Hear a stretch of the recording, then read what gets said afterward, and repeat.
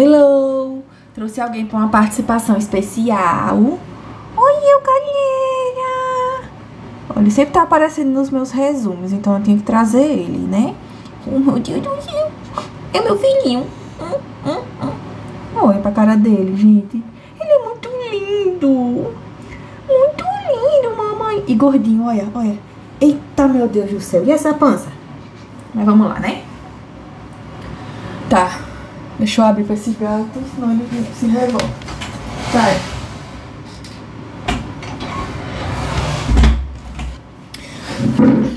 Gente, qual é o babado com os metais pesados? Foi o que eu fiz. Muito metal pesado pra ser discutido. Várias tutorias discutiram. Alguns discutiram metais pesados em uns, outros discutiram outros. Alguns metais pesados não foram discutidos em todas as tutorias. Então, eu me baseei especificamente no que estava nos objetivos do tutor. Nos objetivos do tutor, tinha para citar todos os metais pesados nocivos à saúde humana, mas especificar o cromo. A minha tutora pediu pra gente especificar mais e aprofundar mais o cromo e o chumbo. Então, aqui, essa videoaula, esse resumo, ele é mais específico para o cromo. Vou falar sobre o chumbo, vou falar sobre o mercúrio. O alumínio, isso aí, vou não falar. Chumbo e mercúrio. O restante, por decisão minha e preparada para sofrer as consequências, se houver. Os outros metais eu vou só dar uma lida, tipo, domingo, perto da prova. Só para desencargo de consciência. Que eu não tô doida de fazer isso tudo aqui. Gente, cadê meu resumo? Voltou. Voltou. Fazer isso tudo aqui. Por que ele tá assim? Fazer isso tudo aqui pra todos os metais. Agora eu quero saber por que tá apagando. Será que tá apagando pra vocês? Olha. Estressa não. Estressa não. Mas vamos começar, né? Cromo. O cromo, aí eu dividi em perguntinhas pra gente ir memorizando e associando na cabeça. Então, vamos primeiro de tudo, onde é que ele é encontrado? Principalmente no mineral cromita, que é também o mais viável economicamente de ser minerado aqui no Brasil, tá? O Brasil, ele se destaca pela produção de cromo, não é um dos países que mais produzem, mas ele se destaca pela produção de cromo, principalmente na Bahia e no Amapá. Por que é importante saber disso? Porque geralmente vão ser nesses locais que a gente vai ter uma maior incidência de contaminação por cromo. Obviamente, né? Qual é a epidemiologia? A contaminação ocorre principalmente pelo cromo hexavalente, porque existem, assim, eu vou falar sobre dois tipos de cromo. O cromo trivalente, que o nosso corpo precisa, é essencial para o nosso corpo, em uma quantidade específica. E o cromo hexavalente, que é esse que contamina. E essa contaminação ocorre pelas atividades antrópicas, ou seja, a mineração desse cromo, a produção desse cromo para uso em indústrias. Por quê? Porque ele é muito resistente à corrosão, ele tem alto ponto de fusão, ele pode ser polido, então ele é geralmente usado para proteger metais e tudo mais. Assim como em outros metais, a principal fonte de contaminação vai ser as atividades de trabalho. Então, os trabalhadores que vão ser as principais vítimas dessa contaminação, mas não as únicas, tá? Então, as indústrias são as de galvanoplastia e cromagem, que usa esse cromo para revestir os metais, justamente por conta das suas propriedades, então ele protege os metais, e no curtimento de couro. E aí, o que é que acontece?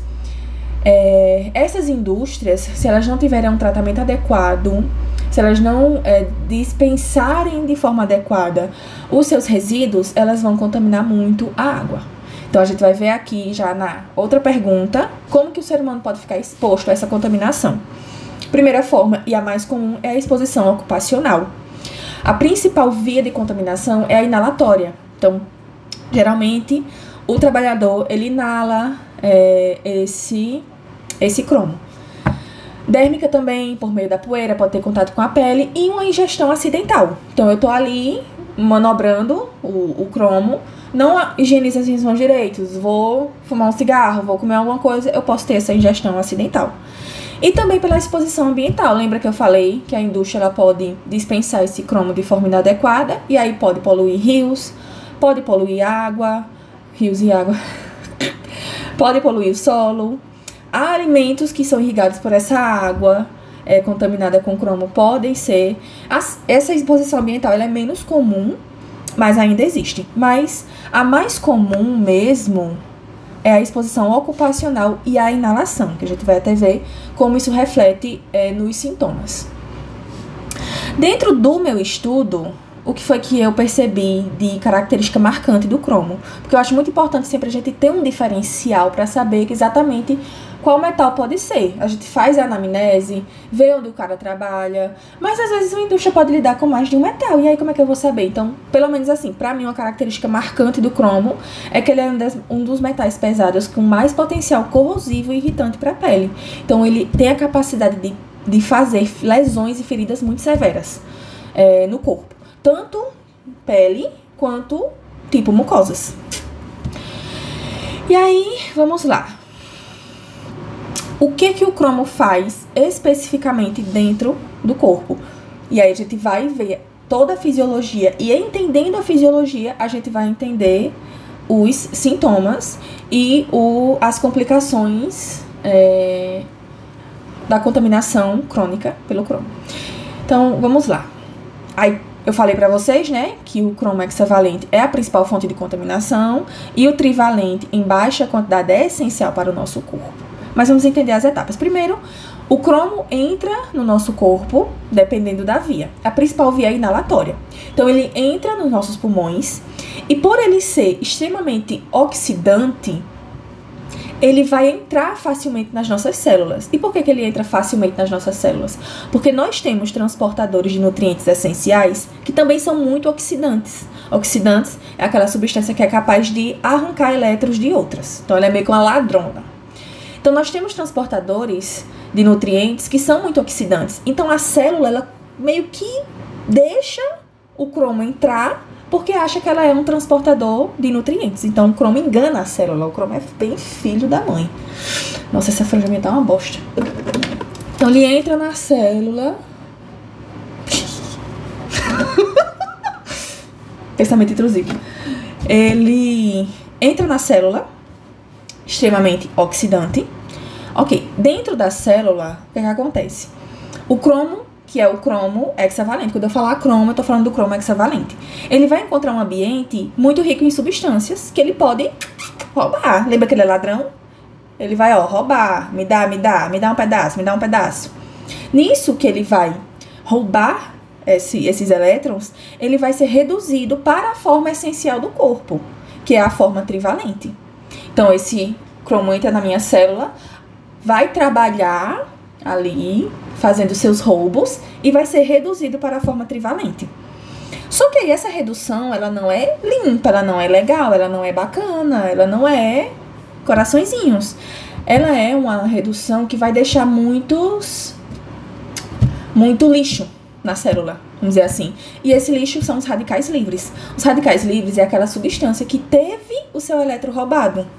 Ela teve o seu elétron roubado, então ela vai se tornar muito reativa e ela vai fazer com os outros o que fizeram com ela. Ela vai roubar também elétrons dos outros.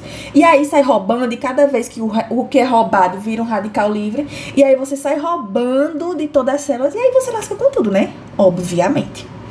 Além do mais, o cromo trivalente também pode ser um problema quando em excesso, porque ele é muito reativo. Ele é muito assim, amiguinho de todos, sabe? Ele é muito... Vocês sabem o que é uma pessoa reativa, né? Então, tipo, o cromo é isso. É uma substância muito reativa. E ele ama se ligar ao DNA. Então, além da gente ter o problema da redução do cromo hexavalente e os muitos radicais livres que ele deixa no processo, a gente vai ter um problema também do excesso do cromo trivalente, que mesmo sendo essencial para o nosso corpo, em excesso ele vai fazer mal. Então, o que é que ele vai fazer? Ele vai se ligar ao DNA, ele vai grudar no DNA, causando alterações na fita. E essas alterações evoluem para mutações que a célula não vai conseguir reparar em muita quantidade. Assim, algumas ela vai conseguir, mas em muita quantidade vai passar algum DNA aí mutado. E aí, ele vai causar mutações que não são reparadas e são replicadas. E aí a minha cabeça já trabalha pensando, caramba, DNA com mutação sendo replicada, me lembra o quê? Neoplasia. E aí a gente desce para as consequências da contaminação do chumbo no nosso corpo. A gente já entendeu o que é que acontece, então vamos para as consequências e aí a gente já associa muito mais facilmente. Primeira coisa, como é o mais comum a inalação, então a gente vai ter, primeiro, um dos primeiros sintomas é a irritação nasal e a de garganta. Então a gente vai ter sintomas respiratórios como coriza, tosse, dispneia, sibilos por conta de broncoconstrição ou até mesmo infiltração nos brônquios, né? Porque vai causar uma reação inflamatória com a contaminação. Mas, lembra que eu falei aqui? Cadê? Colabora, tablet, colabora. Que uma das características que eu achei bem marcante no cromo é ele ser bem corrosivo e irritante para a pele. Então aí a gente já vai começar para os sintomas mais específicos, aquele que a gente olha e pensa, caramba, isso é cromo.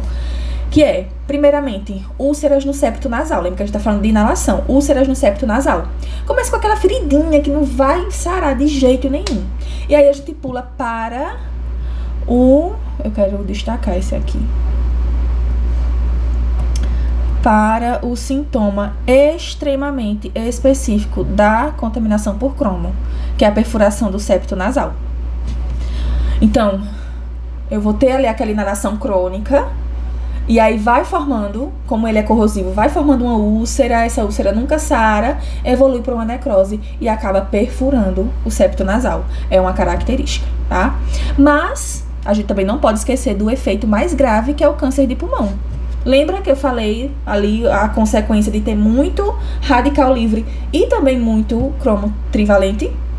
Vai modificar o DNA, vai causar mutações, isso vai se replicar, isso vai evoluir para um CA. Por que é mais comum o CA de pulmão? Porque a via de contaminação mais comum é a inalatória. E aí, até a Agência Internacional de Pesquisa em Câncer classifica o cromo como um carcinogênio para humanos grupo 1.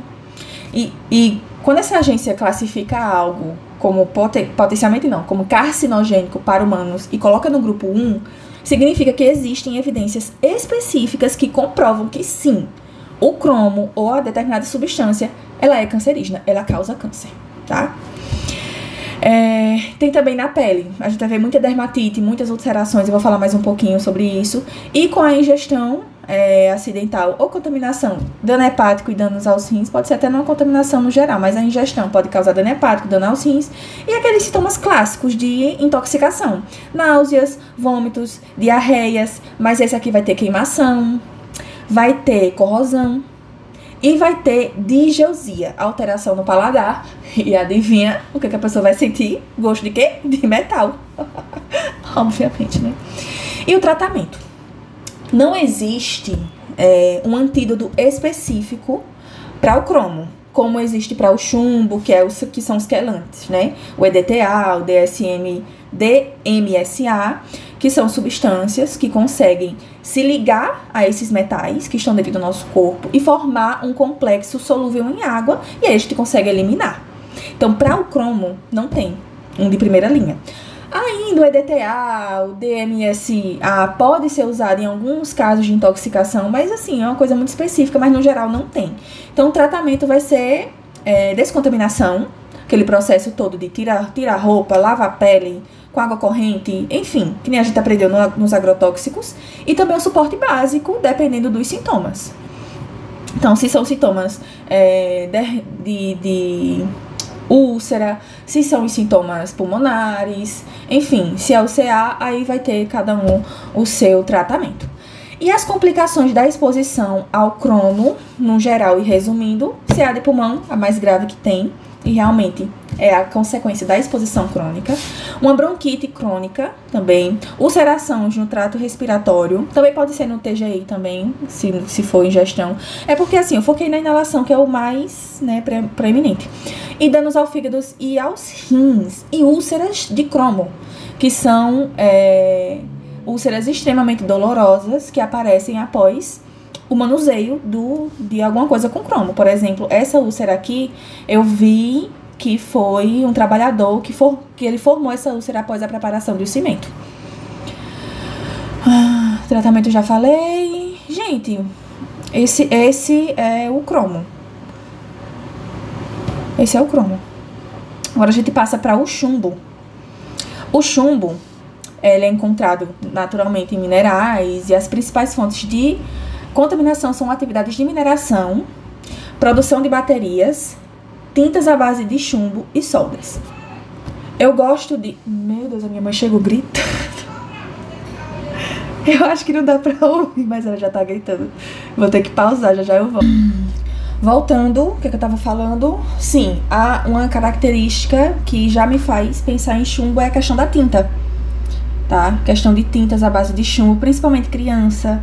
Então tá ali, aquela casa mais antiga, a pintura da casa começa a descascar, a criança tudo que vê mete na boca, então isso já começa o raciocínio clínico a trabalhar. Ixi, raciocínio clínico. Fazer o quê, né, meu amor? Doutora. O chumbo, ele contamina solo, água, por causa da mineração, o descarte inadequado de baterias, afeta o solo, a água e pode levar também à bioacumulação em plantas. Mas a forma mais comum é a inalação pela poeira de tinta à base de chumbo. A intoxicação, ele é potente, muito potente, um potente... Quantas mil vezes eu vou falar potente? Um potente neurotóxico. E ele afeta o desenvolvimento cognitivo em crianças, causa problemas de aprendizado, déficit de atenção e redução do QI. Por quê? Porque ele interfere na neurotransmissão. Lembra como a gente falou bastante de neurotransmissão nos agrotóxicos? Então, ele pode alterar a liberação da acetilcolinesterase, ele altera a liberação da dopamina, do GABA, ele se liga a proteínas sinápticas, compete com o cálcio, afetando também a plasticidade sináptica. Então, ele afeta muito a questão neurológica, tá? Nos rins, ele causa nefrotoxicidade. E, no geral, a curto prazo, ele pode causar dor abdominal, vômitos, constipação, encefalopatia em crianças. E, a longo prazo, muitos déficits neurológicos, redução de QI, neuropatia periférica em adultos, problemas renais, hipertensão e anemia. Mas, o que a gente bate o olho e pensa é chumbo, igual a gente bate o olho na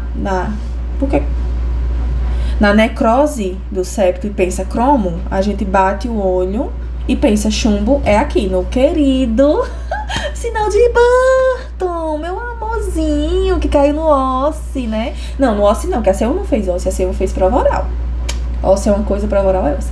A C1 fez prova oral. Caiu, inclusive foi essa imagem aqui que caiu, eu fiquei, não vai cair metal no osso, não vai cair metal no osso, não vai cair metal no osso. Não caiu metal pra ninguém. A C1 foi a última, ficou com a rapa do tacho, pegou metal. E aí caiu logo esse. Graças a Deus eu sabia. Então, sinal de Burton é um sinal específico, que é essa linha rocheada aqui no dente, mais da gengiva.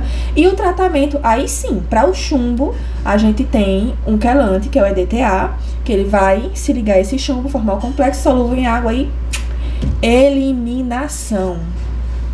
Gente, mercúrio, eu acho que tem o mercúrio um pouco mais fácil. Eu lembro de ter estudado bastante mercúrio no vestibular, por conta da sua bioacumulação. Ele é bastante lipossolúvel, então ele se acumula. E é bioacumulativo, ou seja, geralmente polui os rios, contamina rios, contamina algas, plantas desses rios. O peixe vai lá e come, peixe pequenininho, come, acumula. Aí o peixe maior come esse peixe pequenininho. Aí acumula tudo que o peixe pequenininho acumulou. E assim vai bioacumulando. E pra mim, uma característica marcante do mercúrio é realmente a questão neurológica, a questão mental. Então, ele afeta o sistema nervoso e os sintomas a curto prazo, irritabilidade, tremores e alterações sensoriais. Então, assim, pensou em coordenação, em fala, em visão, em... O que eu tô falando tudo, né? Em sensoriais eu penso em mercúrio. Afetou isso, eu penso em mercúrio. E a longo prazo, ele pode causar danos neurológicos graves e irreversíveis, problemas de coordenação, fala, visão, audição e desenvolvimento em crianças. E o tratamento principal do mercúrio também envolve a quelação, usando medicamentos específicos e agentes quelantes para tirar esse mercúrio do nosso corpo. Lembrando também que o tratamento não envolve só a quelação, né? Na questão do chumbo, do mercúrio, envolve também você tratar os sintomas e as consequências ruins que esses metais causaram no corpo. Gente, eu vou falar desses 3 específicos. Eu aprofundei esses 3. Depois eu mesma, assim, individualmente, vou ler sobre os demais, mais aprofundado. Eu decidi só por esses 3 mesmo. E é isso. O próximo vai ser parasitose. Não vou fazer vídeo de ofídicos, porque eu tô por aqui de tanto estudar cobra. Por aqui, pelo amor de Deus, por aqui de tanto estudar cobra. Então eu vou só dar uma revisadinha e... Porque do jeito que eu tô botrópica, se a jararaca mamãe me picar, quem necrosa é ela, né? Eu não vou necrosar não, quem vai necrosar é ela. E é capaz de eu ver eu e picar ela, de tão revoltada que eu tô. Não aguento mais ofídicos. E é isso, até parasitas. Beijo, tchau.